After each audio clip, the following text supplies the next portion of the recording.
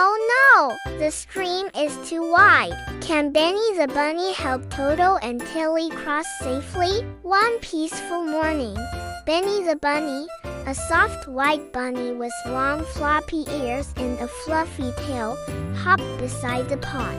I love walking near the water. Nearby, Toto and Tilly the turtles stood at the edge of a small stream. The water looks deep. I feel nervous. Benny the bunny hopped closer.